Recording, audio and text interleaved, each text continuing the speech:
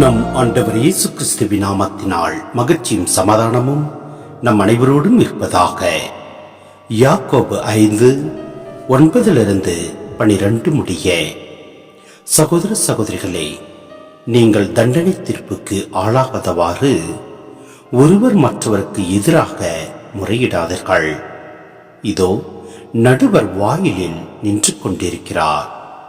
அன்பர்களே, நீங்கள் துன்பத்தை தாங்குவதிலும் பொறுமையை கடைபிடிப்பதிலும் ஆண்டவரின் பெயரால் பேசிய இறை வாக்கினரை உங்களுக்கு மாதிரிகளாக கொள்ளுங்கள். தளரா மனமுடையோர் பேறு பெற்றோர் என்கிறோம். யோபுவின் தளரா மனதை குறித்து கேள்விப்பட்டிருக்கிறீர்கள். இறுதியில் ஆண்டவர் என்ன செய்தார் என்பதும் உங்களுக்கு தெரியும். ஏனெனில் ஆண்டவர் மிகுந்த பரிவுள்ளமும் இரக்கமும் கொண்டவர். எல்லாவற்றுக்கும் மேலாக என் சகோதர சகோதரிகளே, நீங்கள் ஆணையிடவே வேண்டாம். விண்ணுலகின் மீதும் மண்ணுலகின் மீதும் வேறு எதன் மீதும் ஆணையிடாதீர்கள். நீங்கள் ஆம் என்றால் ஆம் எனவும் இல்லை என்றால் இல்லை எனவும் சொல்லுங்கள்.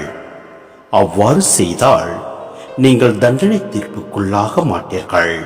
சிந்தனை: நாம் யோபுவின் தளரா மனதை குறித்து பார்க்கின்றோம். ஆம், நம் ஆண்டவரில் நாம் நம்பிக்கை வைத்து நாம் துன்பத்தை தாங்கிக் கொண்டு பொறுமையை கடைபிடித்து நம் ஆண்டவரின் பெயரால் நாம் செய்யக்கூடிய ஒவ்வொரு செயல்பாடுகளும் நம்மை நிலை வாழ்வுக்கு அழைத்து செல்லும். எனவே நாம் ஒருபொழுதும் சோர்ந்து போகாமல் நம் ஆண்டவரின் வார்த்தையை கடைபிடித்து அவர் வழியில் நடப்போம். மற்றவர்களை குறை கூறாமல் நம் ஆண்டவரில் முழு நம்பிக்கை வைப்போம். அவரே நம்மை ஆசீர்வதிப்பார், வழிநடத்துவார்.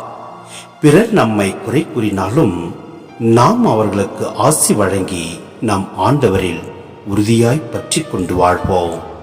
எல்லாம் வல்ல இறைவன் நம்மை நிறைவாய் ஆசீர்வதிப்பார். ஆமென்.